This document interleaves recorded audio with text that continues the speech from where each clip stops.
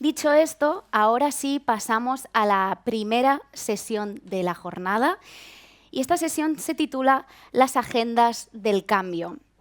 Por cierto, esta sesión, que no lo hemos dicho antes, será en inglés, así que si alguien quiere, lo necesita, podéis pedir el aparato de traducción simultánea justo allí en la entrada y estaremos trabajando en la traducción en todo momento. Os lanzo una pregunta.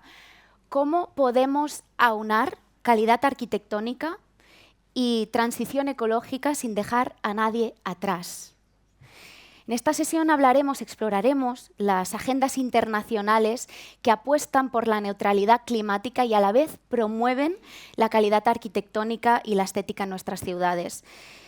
La Nueva Bauhaus Europea, que forma parte del alma del European Green Deal, o la nueva Directiva Europea de la Eficiencia Energética en Edificios nos indican el camino a seguir. Pero, ¿realmente es posible la descarbonización para 2050? ¿Y qué pasará? Espero que no pase nunca, si no lo logramos. Pues para hablar de todo esto, ahora contamos con Pau García, Policy Officer de la Building Unit de la DG Energy de la Comisión Europea. Pau tiene 7 años de experiencia en la Comisión Europea, con roles clave en el ámbito de la eficiencia energética en edificaciones, incluyendo la supervisión de programas operativos en España y la gestión de proyectos financiados por la UE. También nos acompaña Christine Lemaitre, directora ejecutiva del Consejo Alemán de Construcción Sostenible. You can come up to the stage as I mention your name and take a seat. Un aplauso para ella, por favor. Welcome. Pau nos acompañará a través de conexión telemática. Christine es doctora y experta en ingeniería estructural, lidera iniciativas internacionales para la sostenibilidad en la construcción y es miembro de diversos consejos y redes relacionadas. También estará aquí Josefina Leinblom, Policy Officer de la Dirección General de Medio Ambiente de la Comisión Europea. Welcome. How are you?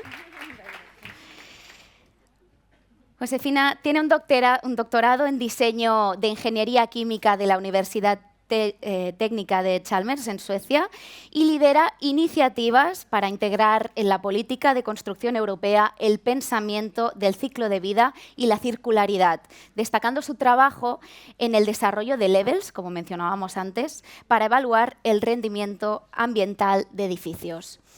Carl Backstrand, miembro de la Junta Ejecutiva del Consejo de Arquitectos de Europa.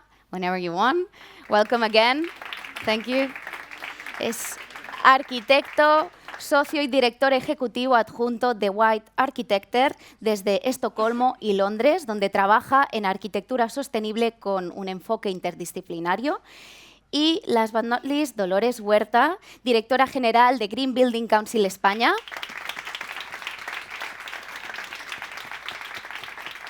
¿Qué tal, Dolores? ¿Cómo estás? ¿Bien? Bueno. Se encargará de moderar la sesión, por eso ha subido la última y por eso empezarás también con tu presentación. Dolores es arquitecta y forma parte del equipo, como decíamos, de GBC desde 2009, donde ha trabajado en la coordinación de distintas áreas de investigación o de desarrollo de herramientas de evaluación ambiental. Ha participado en la organización de congresos internacionales como el SB10 Madrid y Barcelona Sustainable Building 2014, también en los informes del Grupo de Trabajo para la Rehabilitación, la revisión de la Estrategia Nacional de Rehabilitación o la actual coordinación de la Iniciativa Internacional Building Life, que tenemos muchas ganas que nos cuentes más detalles sobre esto, así que cuando quieras puedes empezar.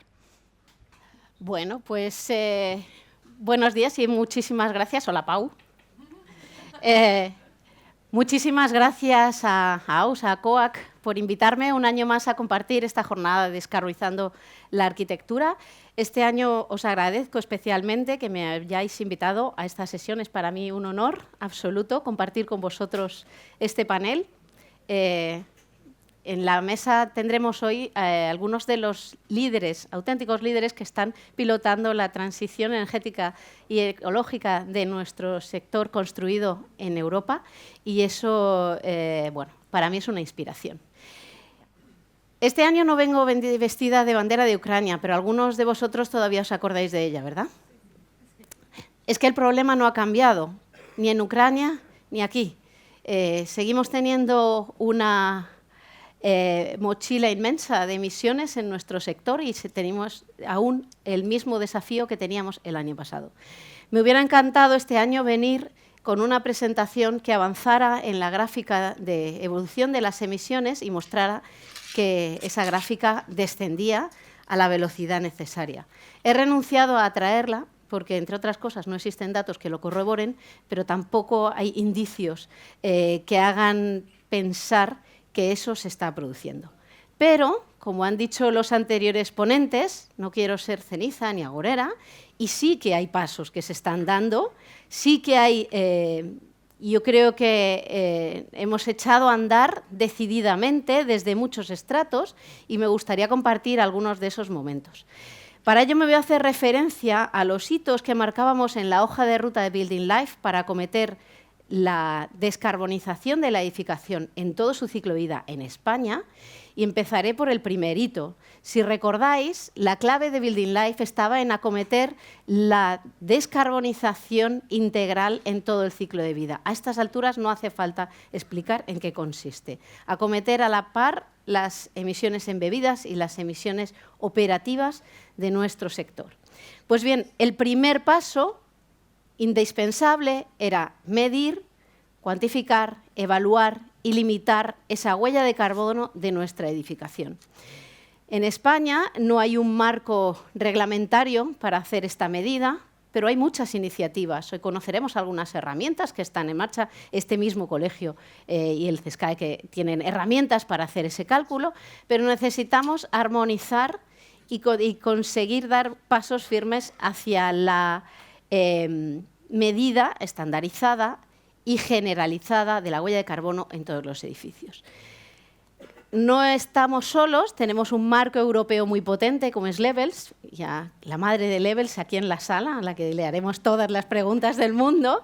Sí, porque esto es un momento histórico. Quien no lo sepa está delante de la madre de la iniciativa que va a decir lo que es la edificación sostenible en Europa en los próximos años. Así que todos lo recordaremos como un momento histórico. Pues bien, el Gobierno de España, y me da mucha rabia que Nuria no haya podido acompañarnos hoy, está ya con manos a la obra dibujando ese marco.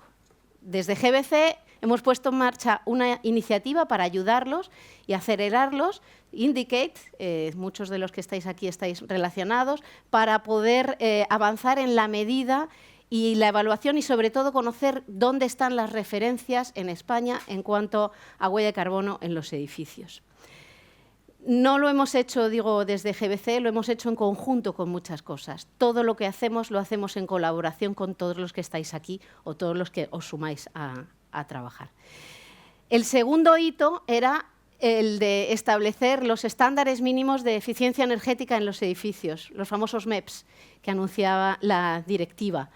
Bueno, están en marcha, no miro a nadie en esta sala, están en negociación, diluyéndose como un azucarillo, pero esperamos que con la suficiente fuerza como para traccionar nuestro mercado e impulsar a dirigirnos no solamente a acelerar la rehabilitación, sino a intervenir en aquellos edificios que es más necesario, bien porque son los que en peor de estado se encuentran, también en muchos casos los que tienen una población más vulnerable habitándolos. Necesitan una especial atención y una política concreta. Y esa vendrá de la mano de la Directiva, pero luego nuestro Gobierno tendrá también mucho que hacer ahí en la implementación. El tercero era acelerar la rehabilitación en números directamente. Necesitamos acelerar a toda velocidad la intervención en nuestro parque inexistente. No me voy a robar ahí ningún mérito.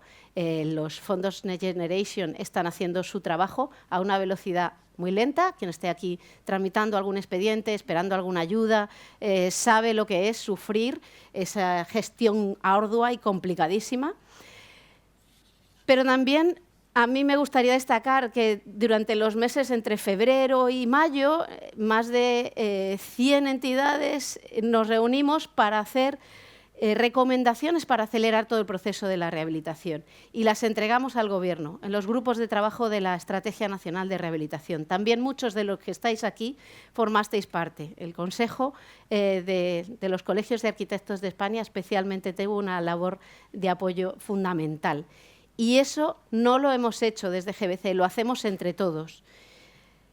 Uno de los hitos también relevantes era el de abandonar rápidamente los combustibles fósiles en nuestro sector edificado.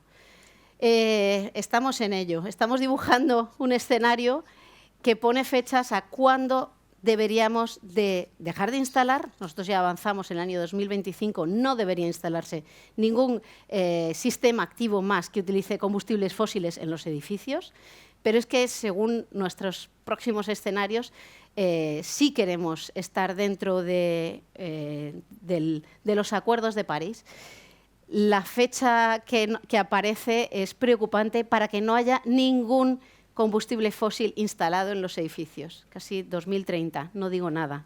Eso es pasado mañana, en todos los edificios construidos, para cumplir con los objetivos. Eso, de nuevo, hace que la aceleración en la rehabilitación tenga que ser mayor, porque muchos de esos cambios no serán posibles sin una intervención previa que reduzca la demanda de los edificios. Por último, o por penúltimo y no menos importante, la descarbonización de los materiales y de los productos y sistemas de la construcción. Ahí es donde pusimos más énfasis porque era quizá el aspecto más novedoso, donde pedíamos más colaboración precisamente a los arquitectos, porque necesitamos del poder creativo y el poder transformador para construir de otra manera, con una huella de carbono muchísimo menor. Estamos hablando de materiales tradicionales, que llamamos hoy en día, con una alta huella de carbono, que tienen que rápidamente invertir para reducir su huella de carbono, pero estamos hablando también, por supuesto, de todos esos nuevos materiales o materiales que recuperamos en realidad, basados en ciclos biológicos, locales, de proximidad, y que tienen que aportar su valor para tener una arquitectura realmente descarbonizada.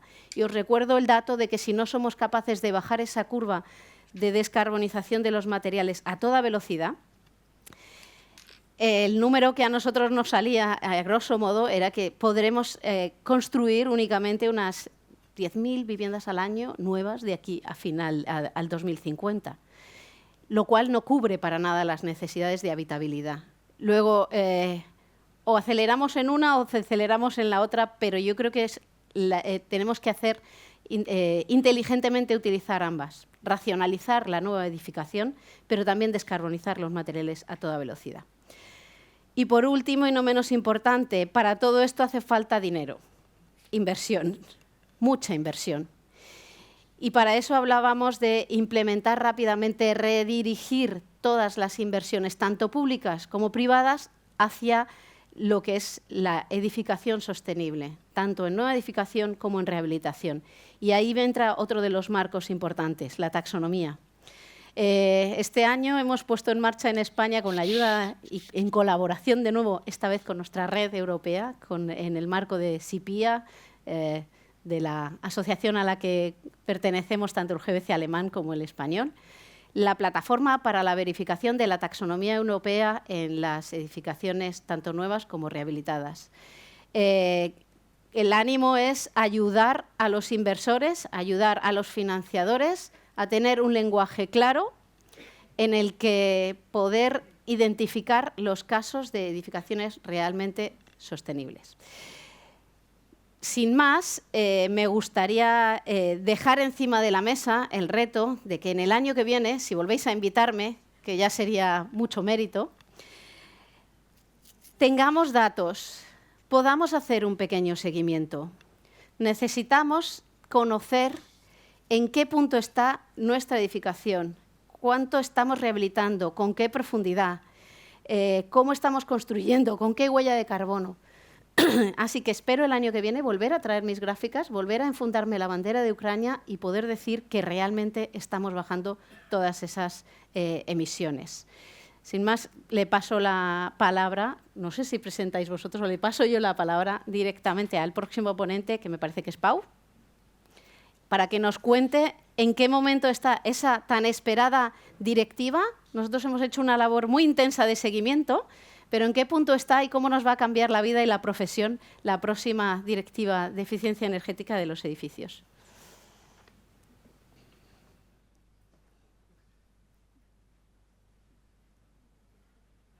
Si le oímos. Pau, ¿nos oyes? No. ¿Alguien puede pasarle? Si no, os dejo que me deis un aplauso. Mucho mejor.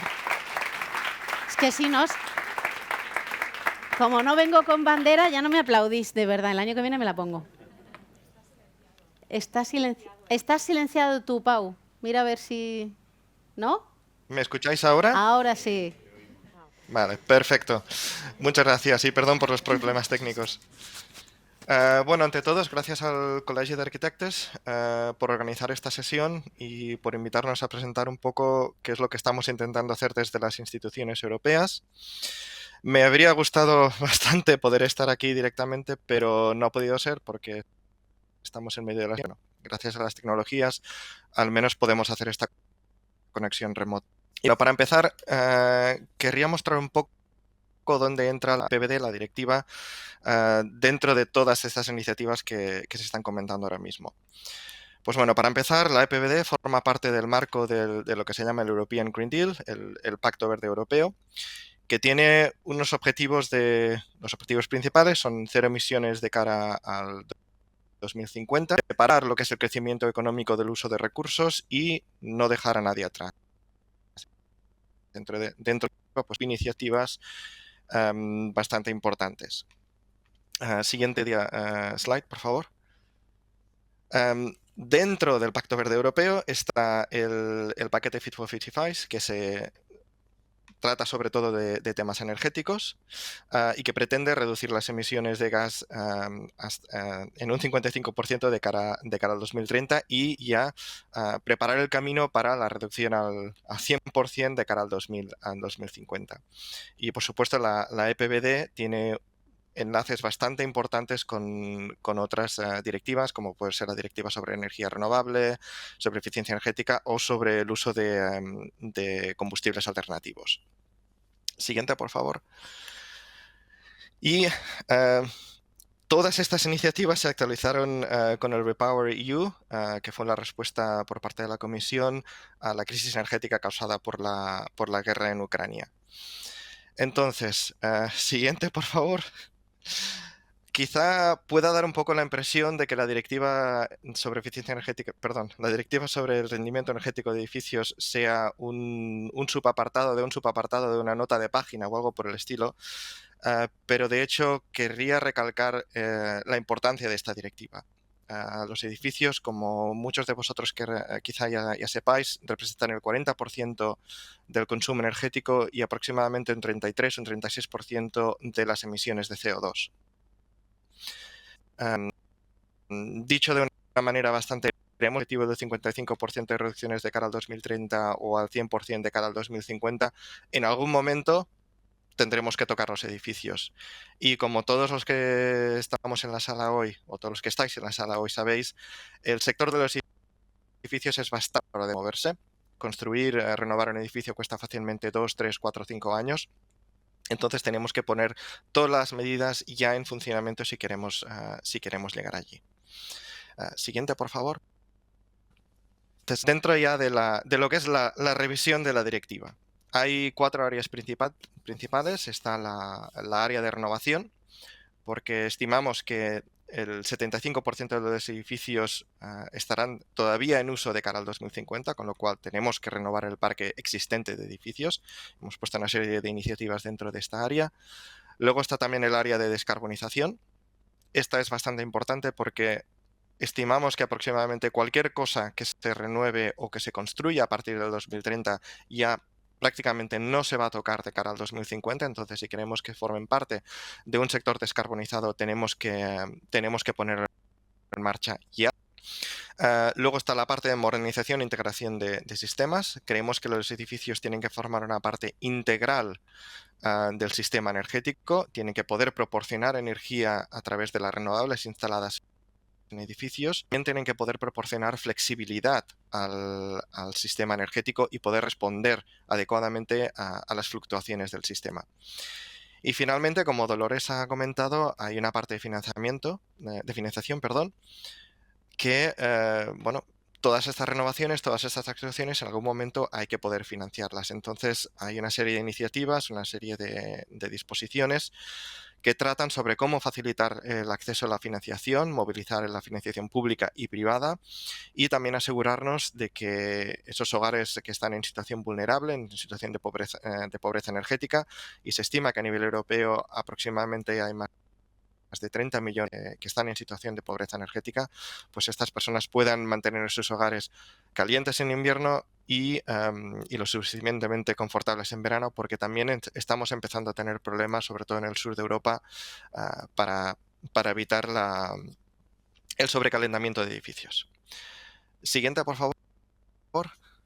Bien, entonces dentro de las disposiciones ya en nueva edificación, la EPBD introduce el Zero Emission Building.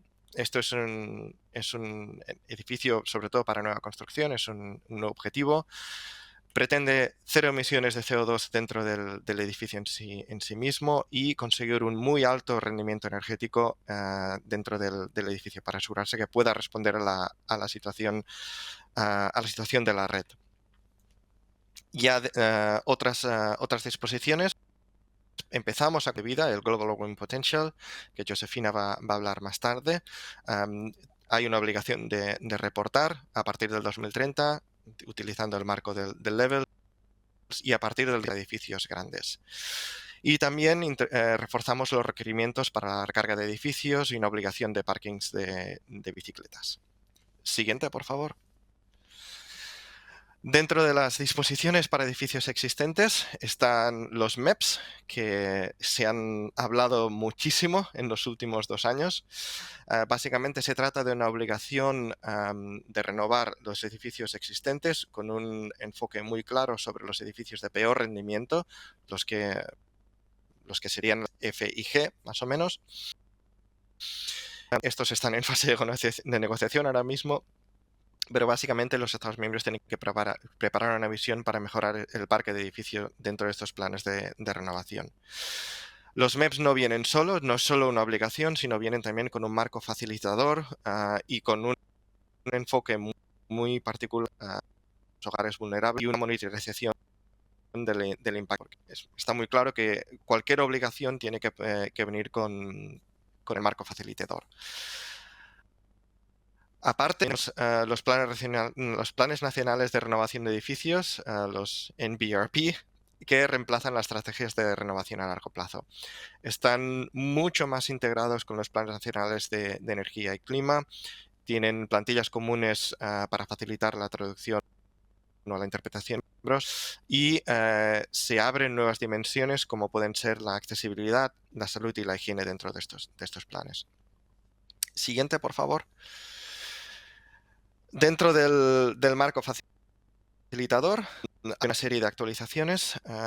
Quizás una de las más visibles es la actualización del sistema de certificados de eficiencia energética. Se revisan las escalas y la graduación de estos certificados. Se propone una nueva escala basada en criterios comunes, una plantilla común a los Estados miembros con indicadores de energía, emisiones de CO2 y otros indicadores opcionales, y se mejora también la calidad de los certificados. Se introducen los pasaportes de renovación energética, se introducen obligaciones sobre bases de datos con acceso al público, porque como ha comentado Dolores, uno de los problemas principales que tenemos es la falta de información. Entonces, esto nos debería proporcionar acceso a información más actualizada sobre cómo se está comportando el sector de la construcción. Y Se actualizan también disposiciones en cuanto a financiación para facilitar el acceso sobre todo a esas renovaciones más profundas, a las que realmente cambian el rendimiento del edificio. Actualizamos la metodología de cálculo y también la metodología costo optimal, que es la que al fin y al cabo es la que determina las obligaciones de los nuevos edificios. Siguiente, por favor. Entonces, esta slide es un poco complicada, pero básicamente lo que quería mostrar aquí es que la EPBD es una iniciativa, es una directiva que está muy integrada, no solo a nivel interno, es decir, todas las disposiciones internas están relacionadas entre sí, no están, perdón, en inglés standalone, o sea, no están solas, sino que están todas relacionadas entre sí. Y también es una iniciativa que está muy integrada con otras iniciativas. En el caso que pongo aquí, por ejemplo, el certificado de eficiencia energética, las disposiciones que hemos modificado, por ejemplo, dan apoyo al Global Warming Potential, a la integración del cálculo a través de levels, es decir, hay una obligación de reportar estos cálculos y también en el EU Green hay una obligación de reportar datos que son importantes para la EU Green Taxonomy y también se facilita el acceso a las instituciones financieras a las bases de datos para que puedan ellas mismas reportar y poder así garantizar que realmente sus inversiones son verdes. Lo sé, sobre todo de leer en esta diapositiva, pero básicamente os quería dar esta idea de que es una iniciativa integrada y que intentamos tener en cuenta varios elementos. Y siguiente, por favor. Ya es la última revisión de la directiva. Pues ahora mismo estamos en fase de lo que llamamos triálogos, que son negociaciones entre el Consejo, Parlamento y Comisión, una serie de reuniones técnicas y políticas.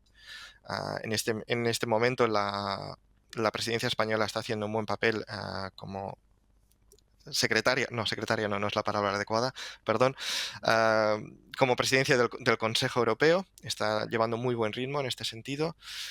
Esperamos poder finalizar las negociaciones de cara a estas Navidades, al 2023. Esto significaría una adopción en mayo del 2024 y una transposición de 24 meses. En el caso de España, esto se traduciría más o menos en que en el 2026 debería haber una actualización del Código Técnico de la Edificación. Nosotros, por parte de la Comisión, vamos a ayudar a los Estados miembros en estos próximos 2 años. Vamos a publicar una serie de recomendaciones basadas en nuestra interpretación del texto legal, pero también en los ejemplos que creemos que hay que seguir, porque hay iniciativas, como Dolores ha comentado, que van por delante y que son útiles y se debería dar apoyo. Eso es todo por mi parte y bueno, espero la discusión y el diálogo más tarde en la mesa redonda. Gracias.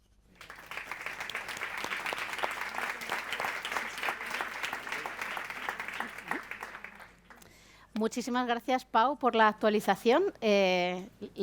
Todos expectantes de celebrar esta Navidad con champán, o con cava, perdón, la aprobación o el acuerdo en torno a la nueva directiva. De verdad que hay muchos ojos y muchas mentes y almas puestas en que salga lo antes posible y con la mayor ambición posible. Bien, la siguiente, como no tengo aquí el orden, no veo, pero ¿estamos en orden de intervención? ¿Cristín? Perfecto. Es que, es Cristín, perdón, es que no lo veía, que es que no se ve.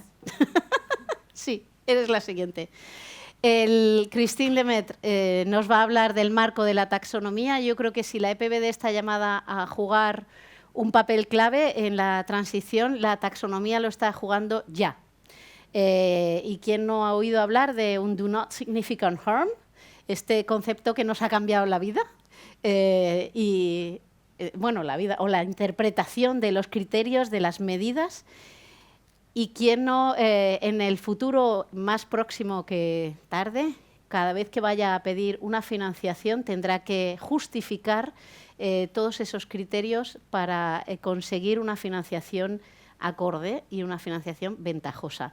Y si no, también los que estáis haciendo los expedientes para los fondos europeos, también os habéis enfrentado ya a ellos.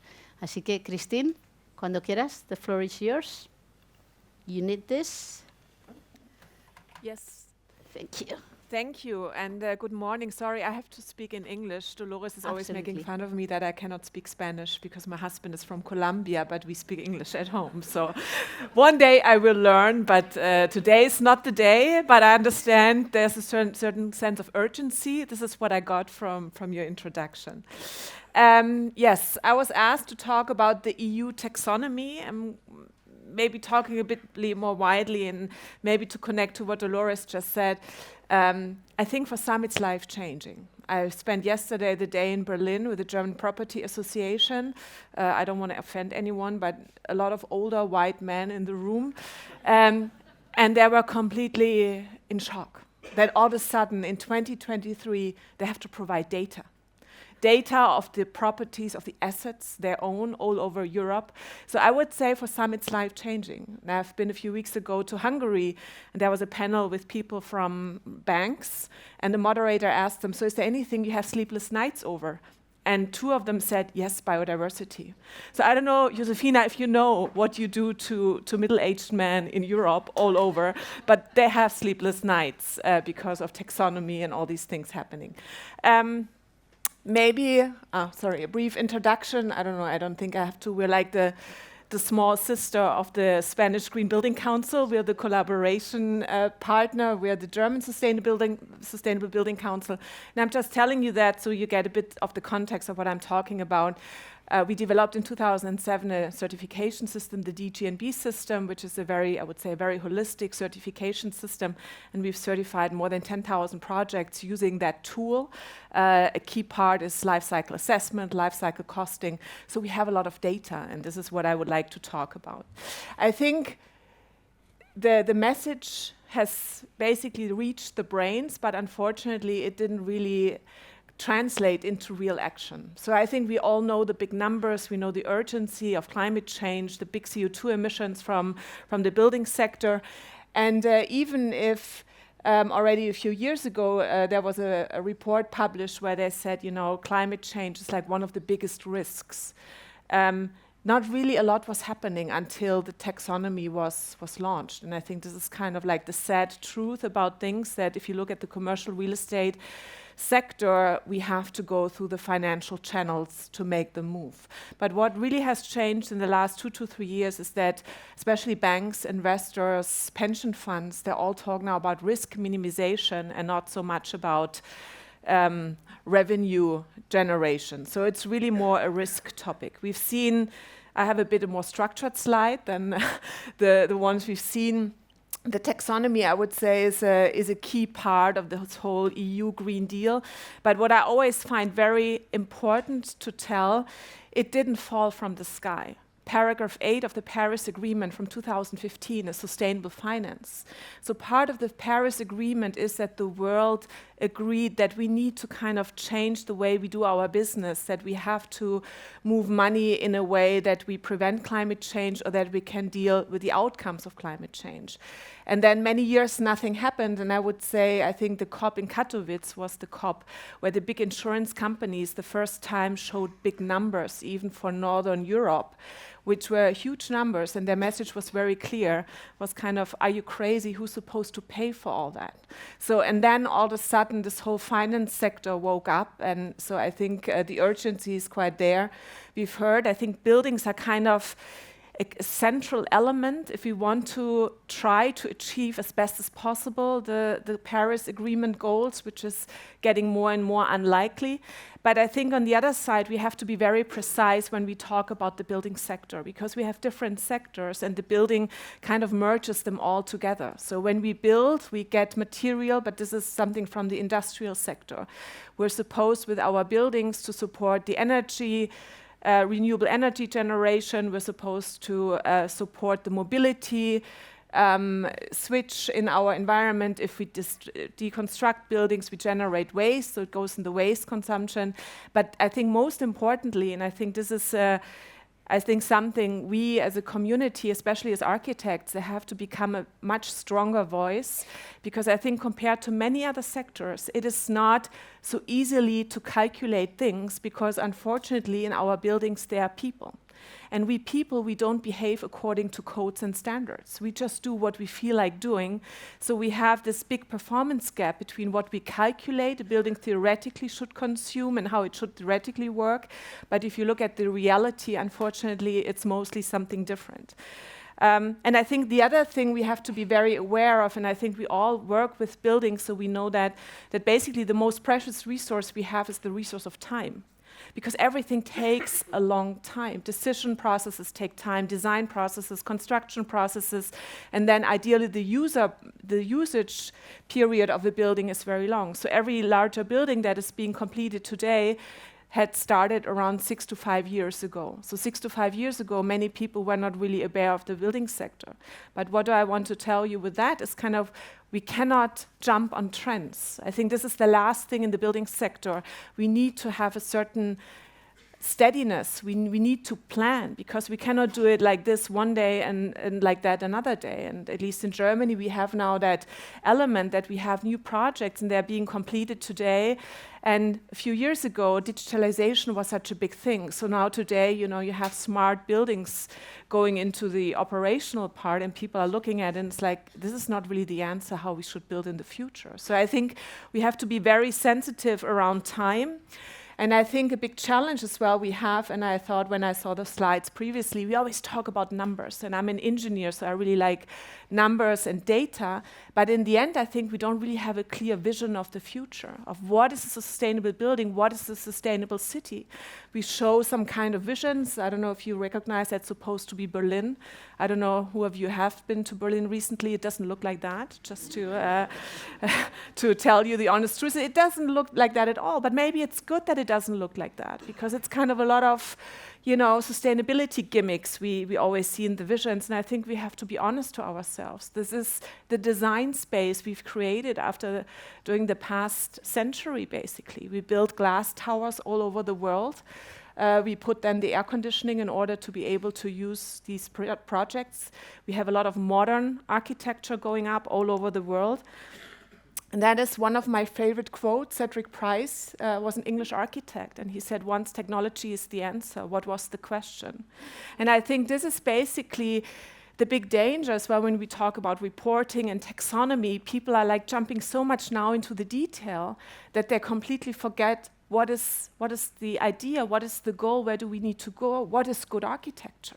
And maybe with certain measures we can do it better, and I think we're coming from a phase where we understood efficiency to a certain point is a good idea, but now we reach the end of this efficiency paradigm. So now we need to change. We have to understand it's about performance, it's about carbon, it's about the holistic approach.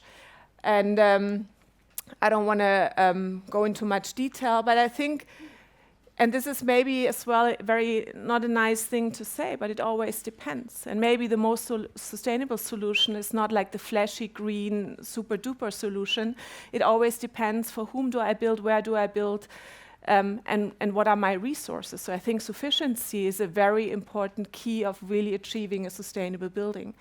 And this is basically what the DGNB system we've developed it for as a design tool. And the nice thing about certification is that you generate a lot of data. So we have a lot of data for life cycle assessment, life cycle costing, many other things.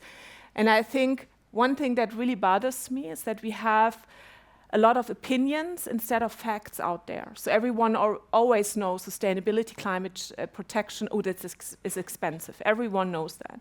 And then I always ask, wow, this is crazy. How you can calculate that like in a split second in your head for a project you not even know at a location you don't really know, and then you can basically put it in your head all the way to the tender phase, because then we know what things really cost. So we did an evaluation of the data we have. Construction costs to the certification level. Platinum is the most ambitious. And if that would be true, that sustainability is more expensive, you would see a line. You would see that the construction costs go up the more sustainable a building is. And it's not true. It is just definitely not true. We have so many projects They are having a platinum certification, and they were not more expensive than a comparable average building. But what did they do? They started early. They were very honest in what they want to achieve. They were very driven by what they want to achieve. And then sure, we have projects that get out of hand because, someone makes the decision too late. The client is like, no, it has to be platinum. And then they start to change the design. I mean, it's nothing I have to explain to you. The later you start in the design process, the more complicated and the more expensive it gets. So I think it is more a question of the process, and it's not a question of sustainability, what things cost. And I think we have a very strange as well relation to cost. And I see that a lot when people tell me, no, we didn't do a DGNB certification, it was too expensive. And then I'm invited for the opening of the building, and then you come in and it's completely new fit out, like high-end office furniture from like one of the high brands. And then I always says, well, it's great that apparently you find a budget. You found a budget to buy furniture, but you didn't want to invest anything into sustainability. And I think this is something we as well have to be honest about. But I think the good news is it's not just a German game or European game we play, that we all know that sustainability is more expensive. A friend of mine is working for the World Bank, and he's working with the EDGE tool. I don't know if you've heard of that. It's like a low-level certification system. And even the World Bank is fighting that rumor, let's call it a rumor, that it's more expensive. So they did a study on, what are the costs compared to the savings. And then, if you look like in Mexico, where you talk about more than 50% energy savings, more than 30% water savings, and more than 60% savings in embodied carbon, you really wonder, do we really talk about this 1.7% higher construction costs? Is that really the deal breaker for what we can achieve? So I think we really need to have a paradigm shift, and we need to talk about data. And I think there, it's great what comes from the EU. It's not perfect. Nothing is perfect. But I think at least yours is perfect, levels is perfect. But other things maybe need room for improvement. But to ask the question in a structured way, where we are. Let's move to a data-driven decision process in the built environment, away from rumors and, gut feeling decisions. And I think this is where the taxonomy basically came in as kind of really like a door opener. And I think architects, engineers, designers, they have to take that opportunity, because I can tell you, at least in the German real estate market, they still try to fight it. They still try to fight it, and they still sit there and complain. And sometimes I think I'm more a therapist than, because then they always tell me how hard it is, and that I don't have any idea how hard it really is. So it's very, and this was basically then the idea. Dolores already mentioned why we did the taxonomy study, because the taxonomy criteria came out, and typical, I don't know how it was in Spain, typical German response were like, oh, that doesn't work. Germans know right away what doesn't work without even trying it. And then we said, well, maybe it's an idea that we tried, and then we can say what really doesn't work, and then we can give like educated feedback to the Commission. Could be maybe a different approach to the normal lobby system. And then we asked our partners, and we did together a study around 60 projects all over Europe. And I think the result was not so life-changing. For us, it was more a confirmation of what we knew, that projects who had a certification, who had data, for them it was quite easy to assemble the data within 2 to 3 hours to be able to see, am I in line with the taxonomy or not? Because, to be honest, it's not about the requirements. And I think this is what people always mix together. The problem and the cost sits in the process of gathering all the information and all the data. And we're talking about an industry that basically always got away without knowing anything. They were, for many years, they were happy if the address matched really the location of the building. If it was completely rented out, it's perfect. We're talking about an industry, at least the commercial real estate sector. They went to the casino for the last 15 years, and it didn't matter which number they put, they always won. And now all of a sudden, they have to come with facts and data. So, and if you look basically at the taxonomy criteria, and for us as DGNB could be always more ambitious and more holistic, but in the end, I think we all always cook with water. It's like it's the same topic, so it's more really about the process. And We started right away with the Architects Council of Europe, and I think maybe we have to do a follow-up project, because we said, this is really the big opportunity as well for architects to show the value of their work. And we did a PowerPoint deck. It's called the Taxonomy for Architects. And we basically broke it down, as an architect you can. How do you translate that taxonomy, these headlines, this kind of some very vague things into like concrete things you can do? You can find that on the website of CPIA, I think at the Architects Council of Europe's website. So I really encourage you, to take that, look at it, and start talking to these things with your clients, because if the architecture is not good from the beginning, it will be very hard to achieve any kind of good quality and sustainable building. And then we did another study end of last year when the circular economy criteria came out. To me, that was actually really a door opener. I don't know how it is in Spain. In Germany, everything is circular and every event is around circularity. So we said, okay, let's do a study. We had more partners. Taxonomy had arrived in the market. We just had 30 buildings participating, buildings as well from the Netherlands, who are always kind of, people think, have the perception they're already at the forefront. We addressed many projects in Germany who are like very active in the marketing world around circularity. None of them participated in the study. So apparently they don't really want to know, or they don't need to know, because marketing goes really well, because we don't have this culture of asking. And none of the buildings have fulfilled the taxonomy criteria. None of them were able to fulfill the criteria. And I think this is as well something, we try to give back to the Commission, that certain things you can do on a building level, and other things, they're more process-oriented, and it's more about the infrastructure. And if the materials are not there on the building level, you cannot really do anything. So maybe to the end, one thing is what we need to report. And I think it's great that banks, at least in Germany, they're really starting to ask, for taxonomy verification. But I think in the end, it's where we need to go. And we have ideally to come down to a carbon neutral building stock in operation. From the material side, I think we have to be very honest. We just have to minimize as much as we can today. So this is why we need to preserve existing building, renovate before we do new construction. And one thing I want to show you in the end, that's a new study. I don't know if you've seen that. We're in the process of kind of evaluating it, and then we will communicate that, hopefully together with our partners. That's a study from Denmark. And I would say that is really a game changer, because they measured on 250,000 homes the energy performance. And what we've just saw, worst first, that comes out of the renovation wave, they basically could demonstrate that the worst buildings in the energy class G, they don't consume as much energy as they would by calculation. Why? Because the people in the houses, they don't behave like that. They don't have the idea to heat everything up to 22 degrees. They put on a sweater. And that the modern buildings, that they consume more energy than they're supposed to. So the line is not something steep like that. The line is something like that. And if you would take embodied carbon into consideration, it would be more like a horizontal line.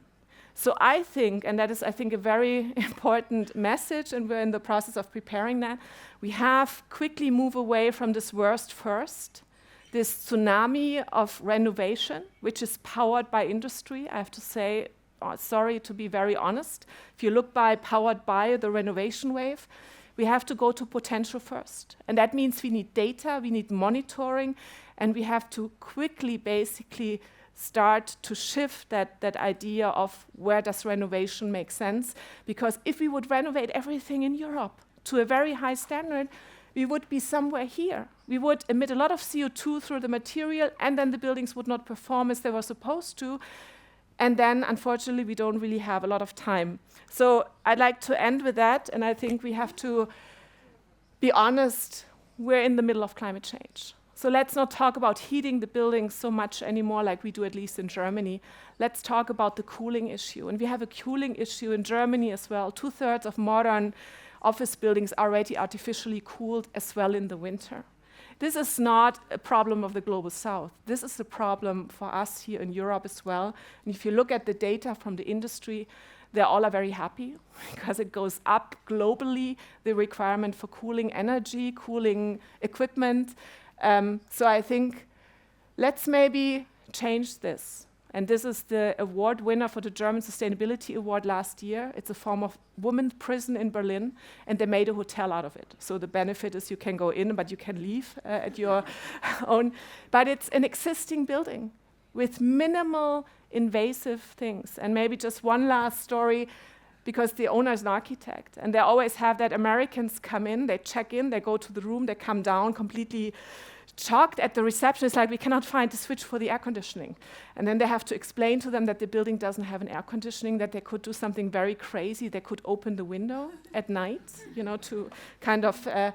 and then they said, until now, everyone showed up in the morning at breakfast and was quite happy. So apparently they were able to survive the night without air conditioning, with opening the window in an old building that basically has been there for many, many years. So I think let's value the building stock and move to concrete data and use the taxonomy as an opportunity and not something where we all complain about. Thank you very much.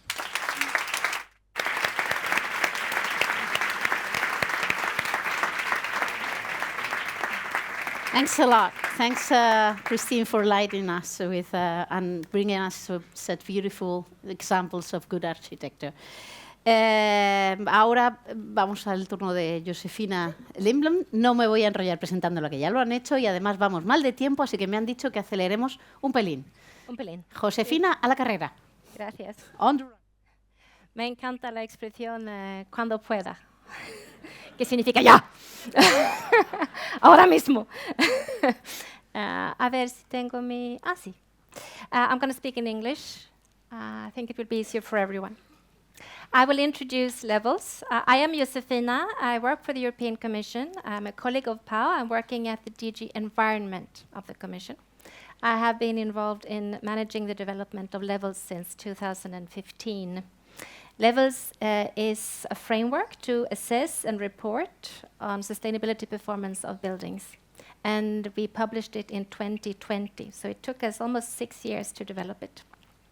We did it together with lots and lots of building professionals, including DGNB, but many others as well. So levels is a common language for sustainability performance. As I said, it is there to assess and report on the performance of sustainability performance of buildings, and we developed it for renovation and new building projects.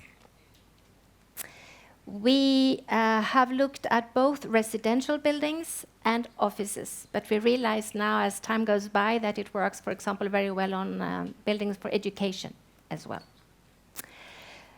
It has been based on best practice industry standards. So when I'll show you in a minute what different areas levels is covering, you can be sure that if there are already standards, European standards, for example, CEN standards, in those areas, we are likely to be using them in levels. As I said, we developed it together with the sector. There was, during these 6 years, we had quite a long test phase as well, about 2 years, and there was lots and lots of projects across the EU, which were using this beta version at the time then of levels, and could then feed back to us to explain what we needed to get right to make it really a useful framework. When we started this work back in 2015, we wanted to be able to incentivize sustainable buildings from the EU side, from the political side as well.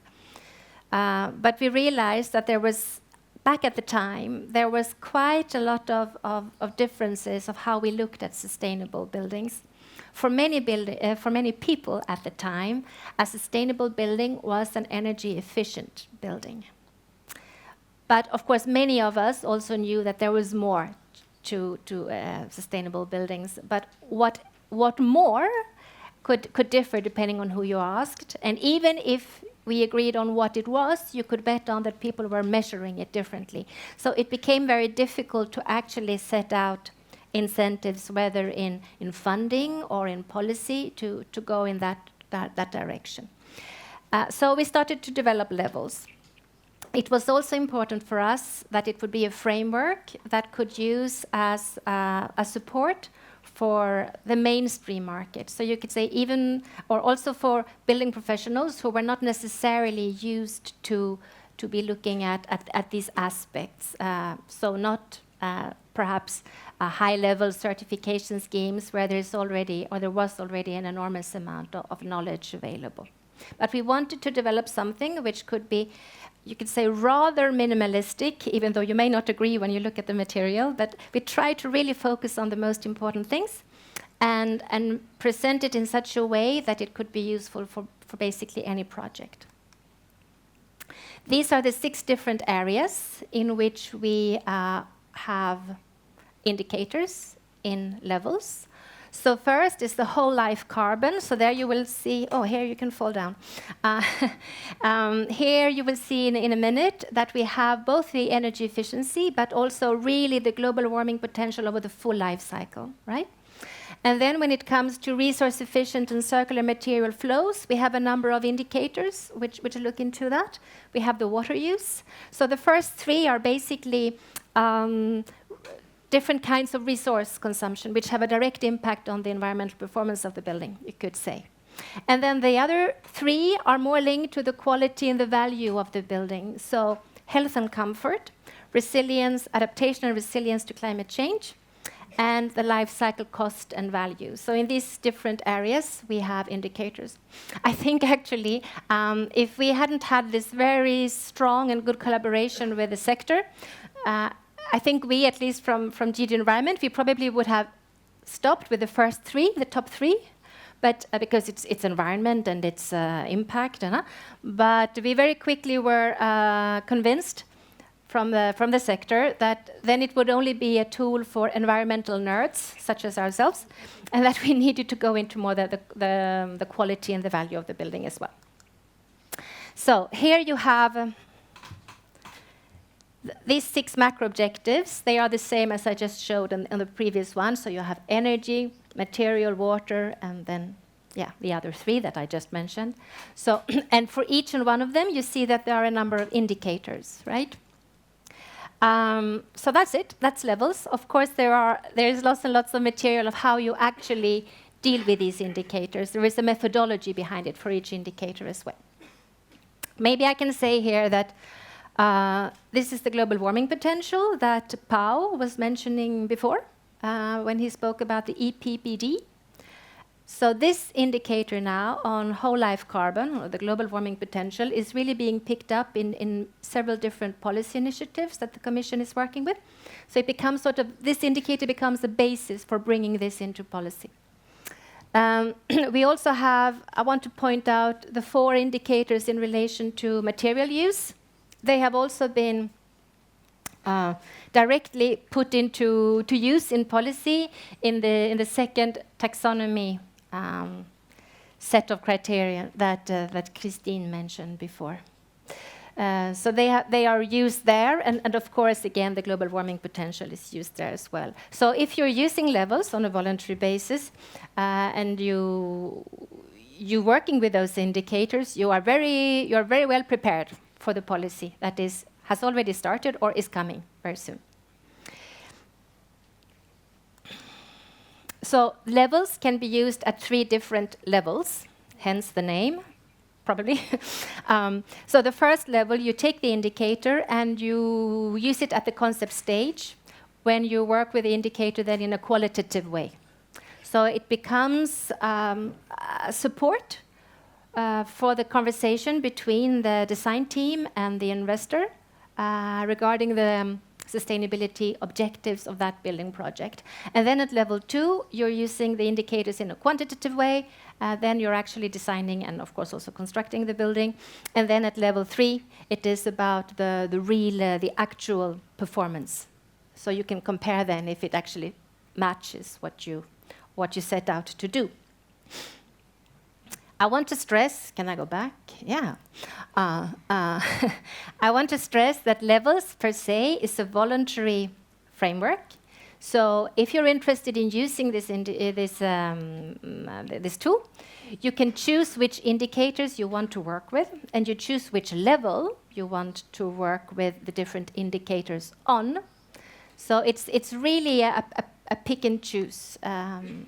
So I think that was very important for the sector when we developed this, that it would be like that. So you choose what is your particular interest for your building project.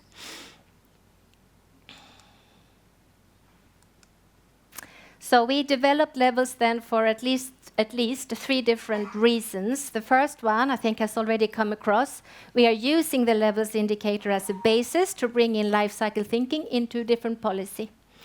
We do it at EU policy, but we also see how some member states are starting to use the levels indicator when they are developing their own building policy, because they want to be ahead. And, well, first of all, they find it good. Why sort of invent something new when we have already spent so many years doing it with large part of the sector? But also, they want to be prepared for policy that is coming, which they suspect, rightly so, that it will be to a large extent based on levels. And then, of course, we also see that it has a very nice impact on certification and green public procurement in Europe. So you may actually, without knowing, for example, I think if you have a building project that you've been involved in where you have worked with DGMB or EPBD, you have probably used some of the levels indicators already without even knowing it. And then we also want to, as I said before, we wanted to have something which, even if you have a building project and you're not, policy is not pushing you to use levels indicators yet, because it's in the pipeline and you're not doing a sustainable finance taxonomy project, and you're not intending to certify your building, you can still, as I said, pick and choose the indicators that you find interesting for your project. So we can see how levels is influencing policy already. We heard Pau talk about the Energy Performance of Buildings Directive, with one important indicator of levels is being used. Sustainable finance, that's a taxonomy that has also been mentioned. And we're looking at the public procurement as well, where we are working with the levels indicators at the EU level. So I want to stress that it is really the basis on which we are bringing in these kind of concepts into policy. The key benefits, the way I hear it from building professionals which are working with levels, is that they find it, well, it is a common language, which is already helpful, and it's based on best practice industry standards. So if you are used to working with standards, there's a lot of things that you will recognize. It really looks at the full life cycle of the building, and that's where, so we're not just looking, for example, at the operational energy and carbon, but also the embodied one. We're targeting not only new buildings, but also renovation projects, which I hope will be more and more important. It enhances the dialogue between stakeholders. If we really want to have sustainable buildings, I'm sure you know as architects, there needs to be a collaboration between many different kinds of building professionals. And if there is a sort of a language which puts you together, it makes it easier. And moreover, levels, the material that we have, makes very clear when different kinds of building professionals need to be involved. So when we developed levels, we really took into account design and the execution, the planning, the policy making, and the financing. So regardless of where you find yourselves, you are probably all up in the first box there, but and a white middle-aged man, it looks like. This is levels provides this language for all these kinds of people. I want to draw your attention to a website that we have where you will find all kind of information.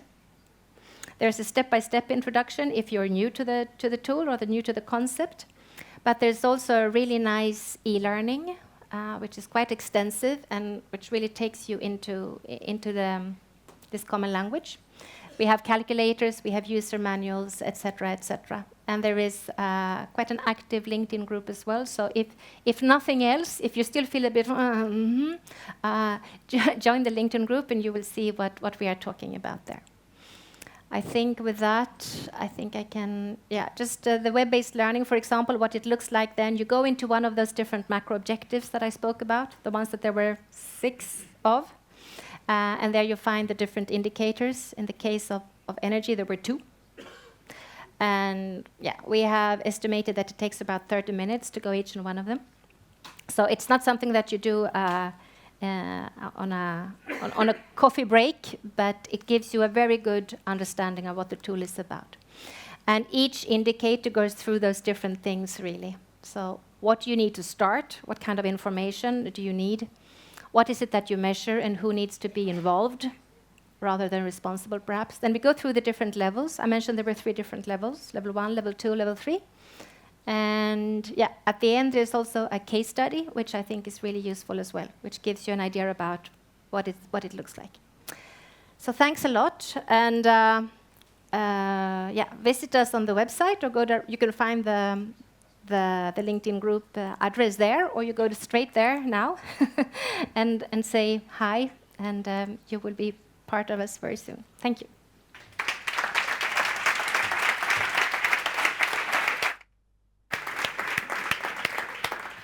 Muchas gracias, Josefina, por la explicación tan absolutamente clara, por ponerlo tan fácil. Quien no se haya apuntado ya al curso, que se apunte. Si no tenéis nada que hacer, no tenéis nada mejor que hacer que aprender de los indicadores de levels que vais a utilizar a diario. Y por último, pero last but not least, sorry, Carl, you will talk about Bauhaus initiative and the role of architects in this transition, which is the main reason why we are here today, to see what we all guys have to do with this matter. Thank you. The floor is yours. Thanks. See if this is running. Is this the time I have? 2 minutes, it says. That's too short. Okay, thank you so much. Yes, I'm coming from Stockholm, Sweden, representing Architects Council of Europe. My hometown right now is London, so then I'm reading The Guardian. I'm staying there for a year. And of course, we already, not only in The Guardian, quite often now about what's happening in images like this, in cities like this. And I think soon it will be also discussed what we as architects, what are our role into this. So far, we are not so much in the center of this discussion. I think we will become more in the center in the future of this. And as I said before today, I think it's very good that the politicians like Ursula von der Leyen has started to address architects also in the issue of the green transition. And this is what she said almost, it's about 3 years ago in her State of the Union in 2020.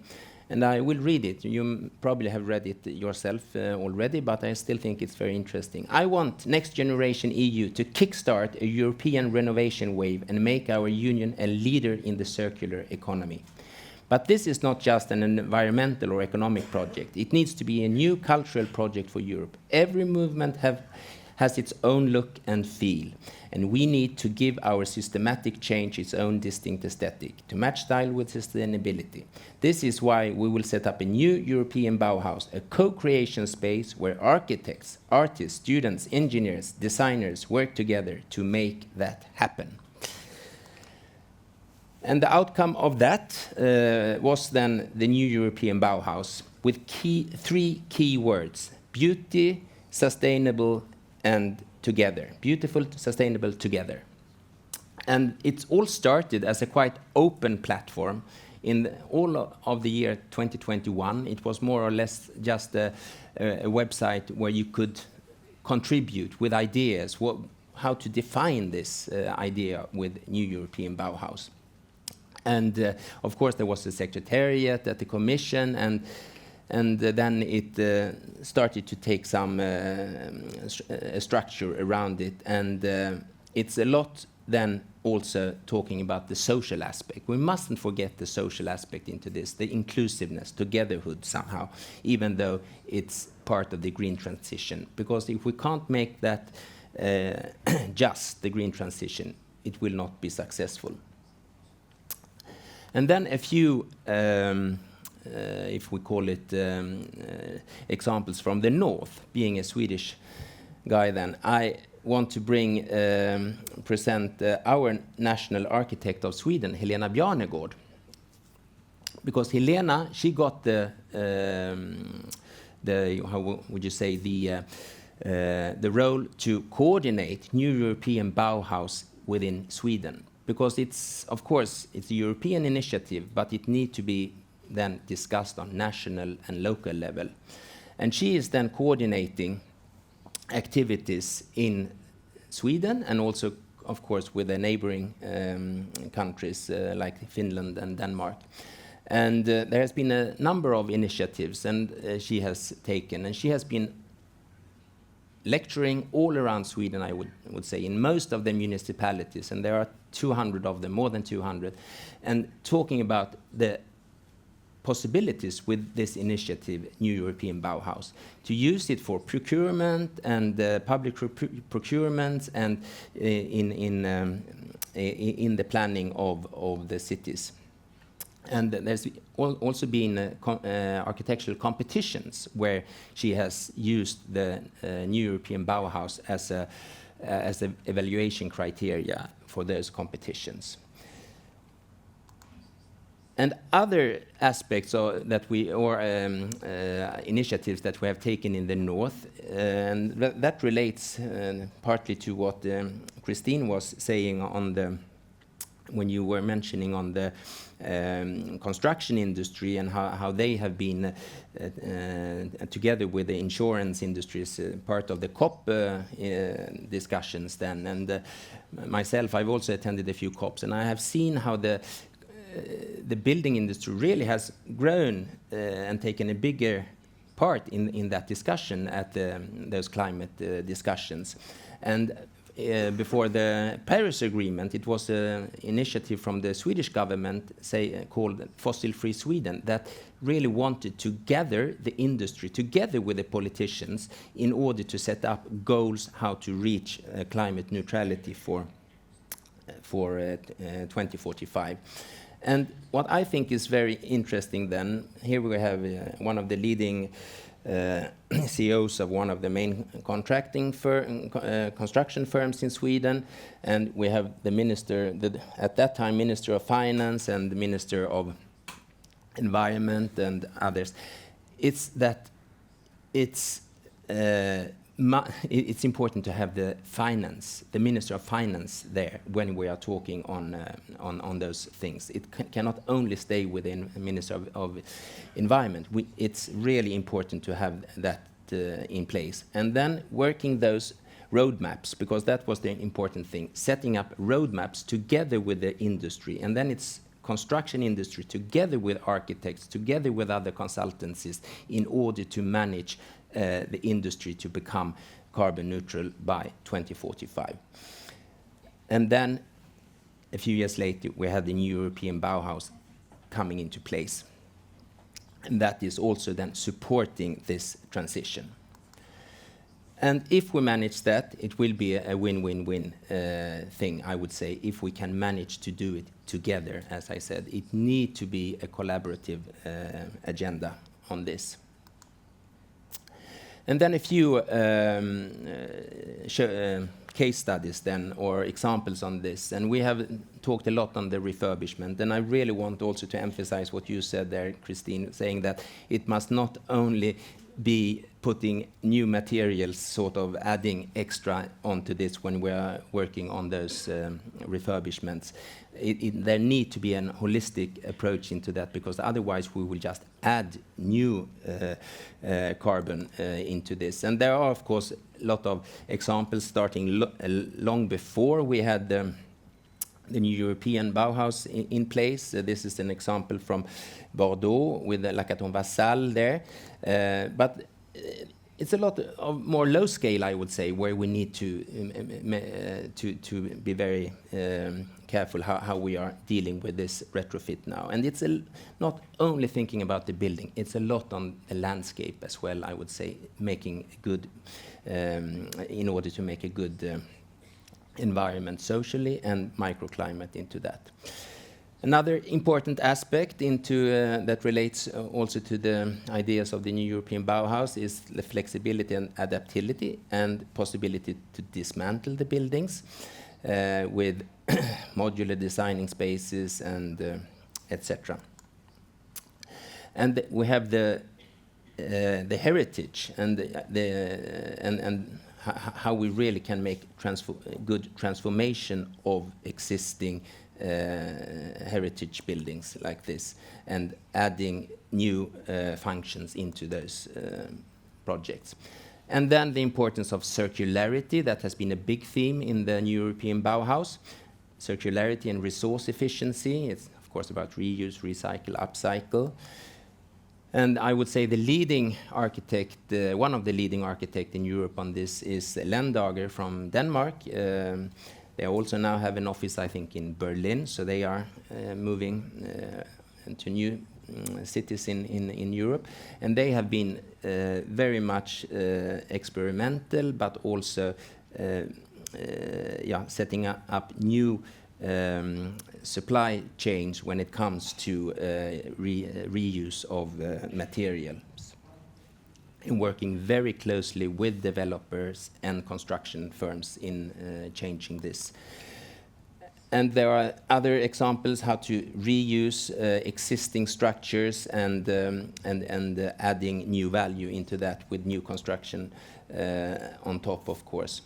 Bio-based materials and other nature-based materials, a third topic in the new European Bauhaus. And then, of course, it's a lot about also the localness in production and sustainable forestry. There are examples of this in the UK. I bring one example here where we can see a healthcare facility, a big hospital, cancer treatment, where it's all bio-based with timber structure, but also hemp from the local area in the facade materials. An example from Germany, from Darmstadt, a Stuttgart-based firm that are working with rammed earth. And then what I read, I mean, the part of the rammed earth is coming from the Stuttgart new train station. So, I mean, it's about when there's a new tunnel right through Stuttgart, I mean, what do you do with the earth coming up there? Yeah, use it for a new building. Timber structures, experimental in height here also now, and new technology, talking a lot about digitalization when it comes to construction methods, but also, of course, using new technology for modular and CLT, etc. And also, you can see how trusses and other there really try to bring the best out of the material, sort of. And then energy, yes, it's a lot about embodied carbon, but it's also, of course, the operational here. And that's also a topic in the new European Bauhaus, how to be innovative in energy concepts and increase the efficiency in the buildings. And here's an example from Denmark on a housing development. And then finally, on the climate adaptation, we must not forget that it's not only the mitigation that we are working with, it's just as important also thinking of the adaptation. Starting where I ended, more or less, ending where I started with that. And of course, the landscape and the greenery can help in water management and also the biodiversity. This is an example from Bergen in Norway, and also think of those as carbon sinks, of course. And sometimes this is from Stockholm, where we have we have to manage the water in the fresh water in the lake with the salty water, and to balance that, and then how to make a good public space around those areas. And finally, we have the guys, what did you say, the white collar guys that are yeah, okay, me. And there should be a woman there in the front there, but I mean, getting those other guys joining, take the step and keep the vision ahead, that's the most important. We need to stay on track. There's a lot to do. We as architects, I think, we have a great opportunity. We have a lot of this data in our daily work. We need to make also business out of that. We know that the investors, they need that data. We sit on that data. That's a power, and we can use that. But we also have visions. We are committed in take a lead in this transition. We have the knowledge. We have the holistic approach into that, and that we need to get the others on board.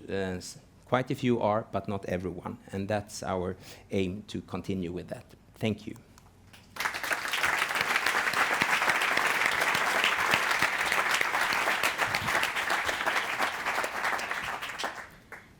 I think we just need to go back to Pau, bring him back to the room in order to start the dialogue. There he is. Thank you. Bueno, muchísimas gracias a los cuatro por resumirnos en grandes líneas cuáles son las estrategias principales en las que se está trabajando en toda Europa para hacer realidad esta descarbonización. ¿Está bien si hablo en español?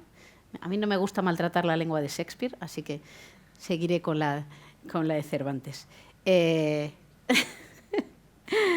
Hay algunas preguntas del público, yo creo que había por ahí una aplicación y algunas que yo había preparado, así que haremos una mezcla de ambas. Y las primeras van dirigidas a Pau, por eso le quería de vuelta en la habitación.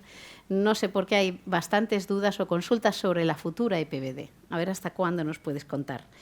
La EPBD se supone, esperamos que se apruebe antes de final de año, o por lo menos que se llegue a un acuerdo. Y hay dos cosas que suscitan interés. Primero es el Global Warming Potential, que también Josefina puede unirse a la respuesta. En esa EPBD va a recoger la obligatoriedad de medir la huella de carbono, el Global Warming Potential de todos los edificios, pero dudamos si incluirá también los límites al carbono, o al menos un horizonte, una hoja de ruta de cómo establecer esos límites al carbono embebido en los edificios. A ver qué nos puedes contar. Se ha congelado. Te voy haciendo la segunda pregunta.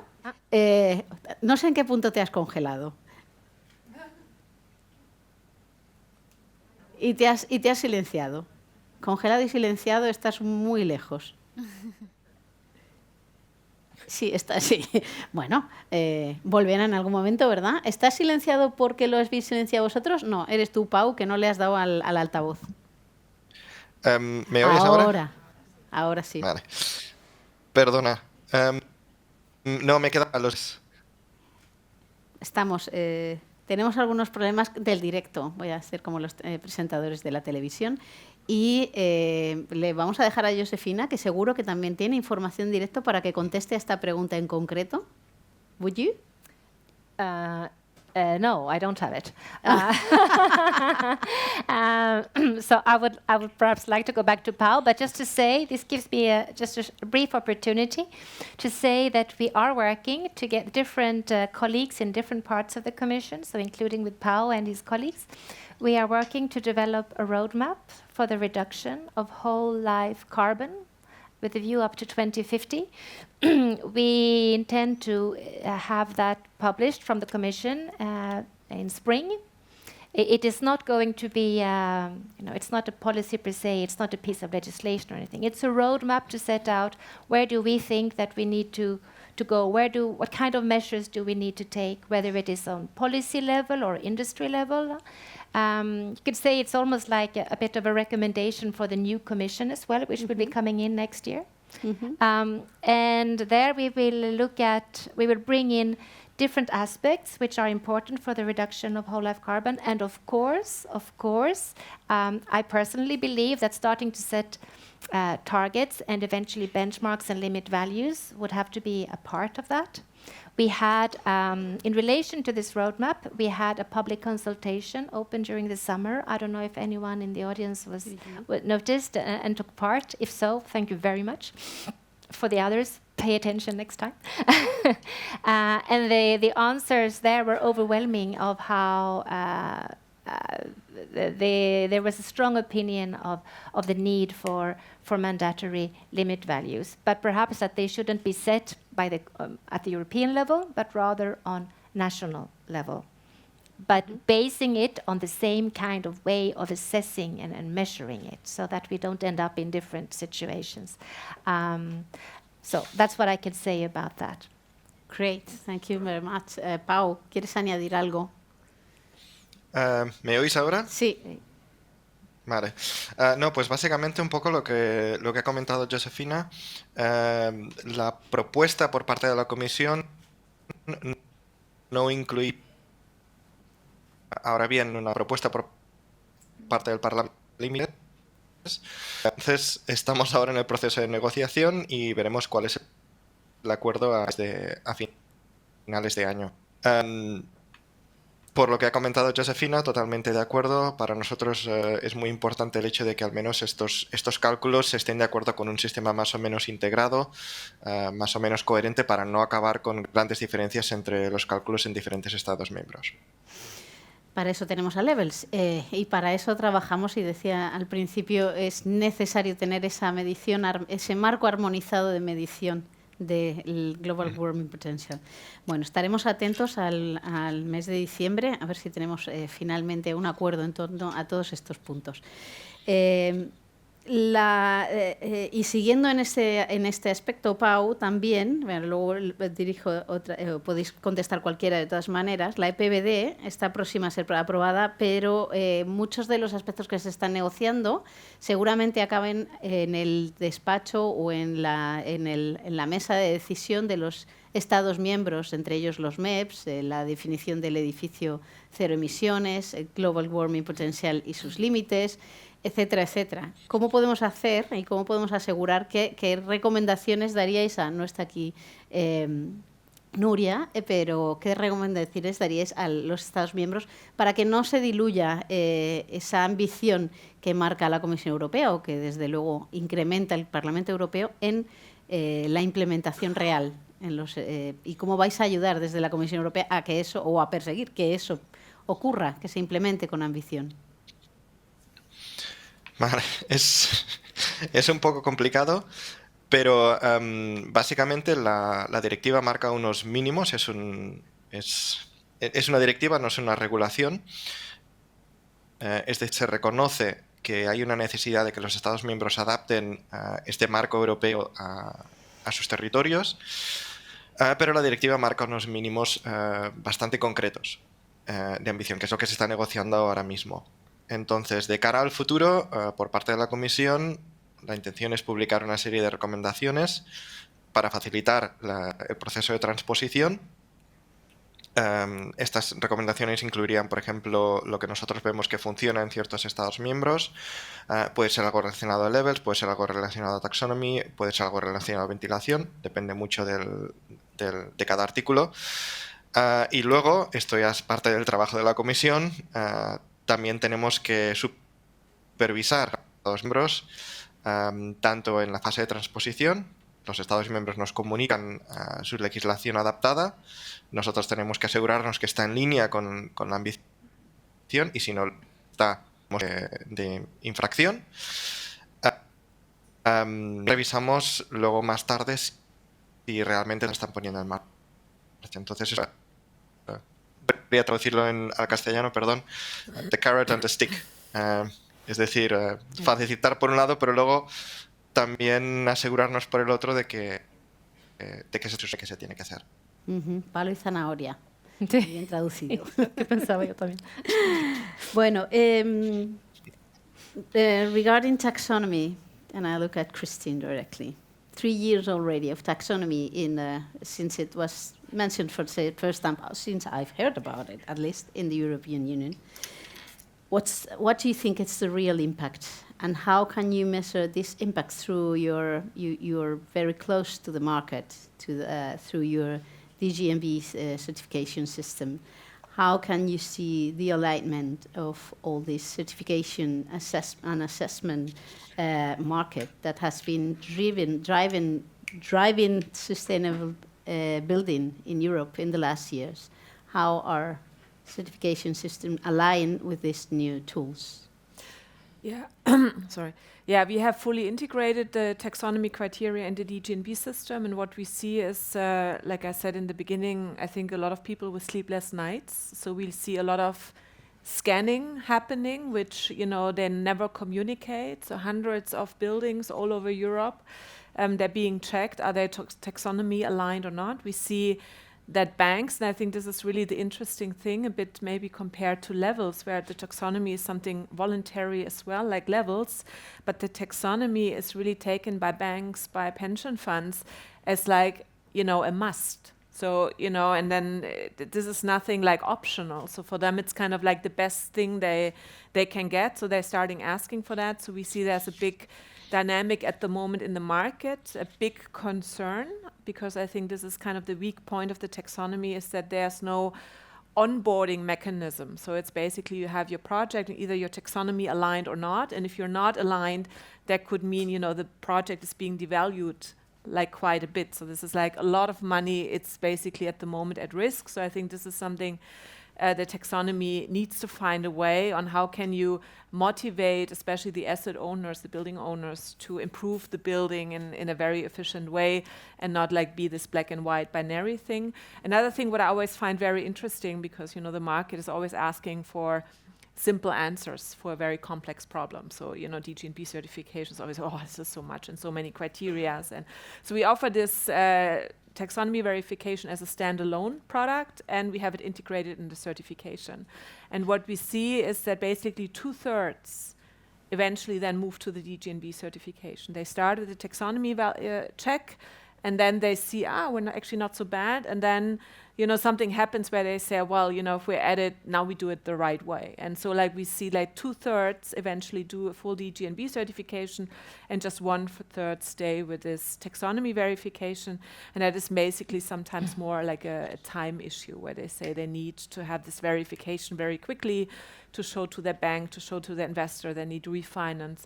So, and I think this is maybe the good news, that, it's like, people are always a bit, why do I have to do all these things? Why I have to calculate LCA? But the moment they've done it once, all of a sudden it becomes something. It's like, why not? And why are we not better? So there's this kind of competition, and this may be what I wanted to add to this EPBD discussion, because for some it's very emotional as well, and how ambitious can it be? But I think, and this is, really where we need the architects and designers, there's no law in the world that doesn't allow you to do voluntarily more than you have to. There's no one that can tell you, wait. And I think the worst thing we can do is wait. So I think we need to, as the market, to really do more. And Carl showed all these great projects. There are architects, clients, investors behind. And they've done that like 5-6 years ago already, because all these projects, most of them were completed. And I think this is kind of what we really have to take as an opportunity and to push. And I think that could as well then help the Commission to be more ambitious and maybe have some leverage against the lobby, which is very active, who basically doesn't want any change. And I think so this is kind of a power play at the moment, as I would say it. But like I said yesterday, I was in that therapy session and they all complain, and it's very crazy because many of them I know, because then they do DGNB certifications already, but they don't say it in the group. So it's kind of like who first moves is the loser, but in the end they're all preparing, they're all very busy. So I think we really have to look a little bit as well behind all this complaining and really take it as an opportunity. Absolutely. Creo que, de hecho, la descarbonización y todo este movimiento de la edificación sostenible es la mayor oportunidad que tenemos los arquitectos de nuestra generación para pasar a la historia para bien, no para mal. Can I add something? Yeah. Yeah, there are two things that came to my mind. First of all, of course, as I mentioned before, the taxonomy covers a lot of different things when it comes to buildings, and there are two different sets of indicators, actually. So the first set, which is for climate change mitigation, and climate change adaptation, has been with us for a few years now. And there the levels indicator on the global warming potential is already in. Yeah. But something which is very new, which was adopted this year, and will, I guess it comes into force the beginning of next year, is another set of indicators which looks more on circularity and pollution prevention and things like that. So it can be a bit confusing that we're talking about two different sets of indicators, and you can, of course, be sort of shopping between the two. Right, and I think most, and you also explained that in your presentation, the second set, which looks more into the material use, etc., is considered perhaps more complex by the sector itself to be able to apply with. But of course, we hope that it's going to come on because we think it covers many more things than the first set, many more things which will be equally important. And as a coincidence, no, it's not a coincidence, we are using even more of the levels indicators there. So in a sense, I wouldn't say it's not about, are you using the taxonomy or are you using levels? If you're using taxonomy, you're already using some of the levels indicators because we've used it there. But yeah, we are talking about two different sets of indicators, of taxonomy indicators, and I think that's important. For those of you who are not so used to it, it can be a bit confusing, perhaps. Maybe I have to, sorry. But, you know, to emphasize that, and I think this is what everyone has to realize, this is a journey. You know, this is kind of, you know, like the market now is like, you know, CO2, and they feel like, we can calculate something, and then you have a result. But as well, you know, if you do an LCA, it's just a model. You know, this is not the reality, but it kind of, you know, gives you an idea where to go. But I think we have to realize, you know, there's more coming and we need to push. I mean, circularity is one, biodiversity is one. We have the social issues, you know, where the social taxonomy basically was pushed back, but we see the real estate sector under ESG, you know, kind of all of a sudden waking up that it's crazy that there are people in the buildings and, you know, we should be aware of that. So I think this is something we really have to be aware, and this is what we are now trying as well as, you know, where are still the white spots in the landscape, you know, and I think we have to as well start addressing the not so sexy things like infrastructure, foundations, you know, all that, because there's a lot of material flow going into that. So I think we cannot just say, it's buildings and we do an LCA and then, you know, we've saved the world. It's just, you know, like a small step, and we have to learn and we have to push further. So bad news to all of you, it's a life learning exercise. So you will not, you know, have it done one day, so it's kind of, you have to get going, unfortunately. Or maybe luckily for all of us. No, yo creo que esto le da un espíritu esperanzador a este colegio que tiene que formar de manera continua a todos sus profesionales. Es un reto que, ¿verdad?, aquí están tomando el guante ya. Una última pregunta, o más que pregunta, casi un mensaje, precisamente en esa dirección. No es un camino fácil, no es un viaje sencillo el de la descarbonización. Es un marco complejo a nivel europeo. En Europa somos así, complejos, pero también enriquecedor. Me gustaría que lanzarais un mensaje directamente a nuestra audiencia de hacia dónde o qué creéis que deberían hacer los arquitectos en este, y habéis estado lanzando algunos, pero solo uno final para terminar la sesión, qué deberían hacer los arquitectos en este viaje de la descarbonización y en este contexto cambiante, pero cada vez más ambicioso. Y cualquiera puede empezar, ¿eh? So I would like to start by talking about sufficiency. I think I was like 1 or 2 years ago, I think, I was in a conference and someone was there talking about, it was a big global consultancy talking about a fantastic new building that they had made out of wood in Copenhagen. He was very proud. And then came the next speaker and he said, and it was a new building, right? And then came the next speaker and he said, very nice building, but you're part of the problem. You built new, you know? You shouldn't have built new. And I'm not going to say that we can't build anything new, but I really think, and your study that you did for your roadmap showed that very clearly, that as we have such an enormous upfront carbon peak, as we talk about, the embodied carbon that goes into a new building. It's so big, it's such a big part of the whole life cycle of the building. We really need to look at the buildings that we have and how we can use them more efficiently. Now, there are many buildings which are not used at all or severely underused. So before embarking on a new, fantastically exciting new building project, I would just wish that that society as a whole goes into this thinking of sufficiency. What can we do with existing buildings that we have? Because that, I think, would be that is the biggest potential to reduce our carbon emissions in many parts of Europe. In any case, Great, I agree totally on that. I think many of you do agree. Anyone? Another message, inspiring.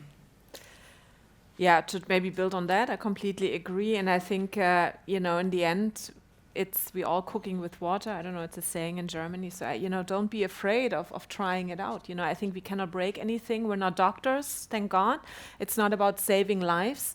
And whatever we do, we can make a change for the better. And I really would like to see architects to be more, with more self-esteem on, what is the new language of architecture for existing buildings, for renovation. We need to make that sexy so people, especially from other regions in the world, aspire towards that and move away from this glass, steel, concrete architecture we still see going up so much.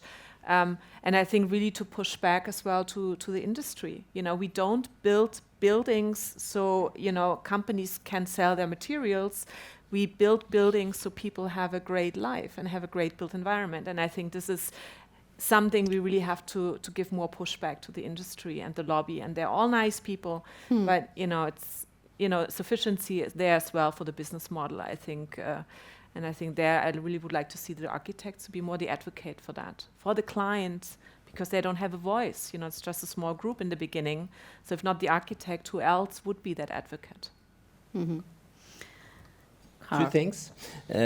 One, repeating myself, think interdisciplinary. I think that's super important, working closely with the investors, also and other clients in this, in order to make this journey together. And I think, and this is what the new European Bauhaus is very much all about, as I was trying to say then, that it's a place to meet and discuss, and also the beauty, and because that is not mentioned in levels and not in the taxonomy, that's part of the new European Bauhaus, and that's where we as architects play a significant role, and we are making a big difference, and we are then taking the lead, but we need to do it together. So that is my message, really. How? From Well, Brussels. From Brussels with love. Engineer, so I'm tempted to the architects listening to the end.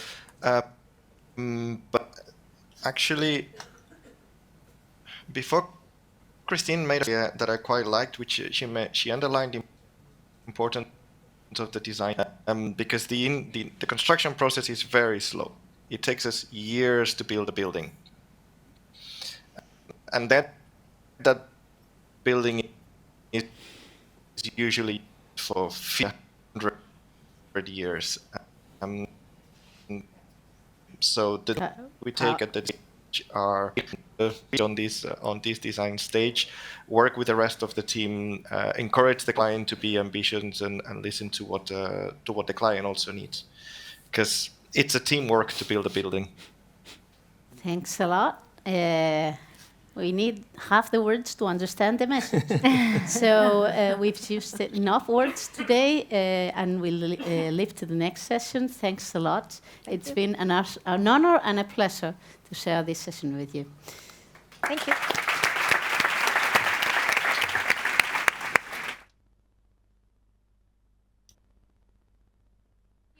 So much. Thank you all so much for sharing your thoughts, ideas, data, and tools, which will for sure prove to be very useful, not only regarding new buildings, but also through rehabilitation. I completely agree with what you were saying. In fact, I'm an architect who decided not to build, mainly due to our environmental impact. So yeah, I completely agree with you.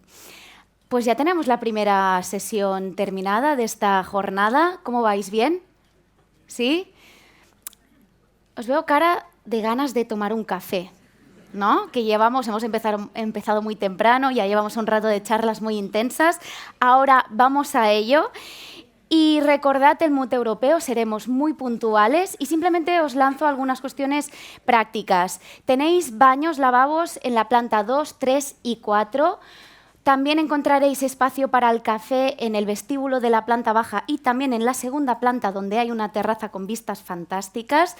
Me acaban de decir que hay asistentes viéndonos, siguiéndonos por streaming desde la 8ª planta, porque no cabemos todos y todas aquí, así que también el café es para todos vosotros. Cuando salgáis, no taponéis, por favor, no os quedéis en los accesos y si tenéis cualquier duda podéis consultarlo con la gente, el personal de la jornada, que van vestidos de negro y con una acreditación gris. Ahora sí hacemos una pequeña pausa y nos vemos puntuales a las 12:30. Fins ara, gràcies.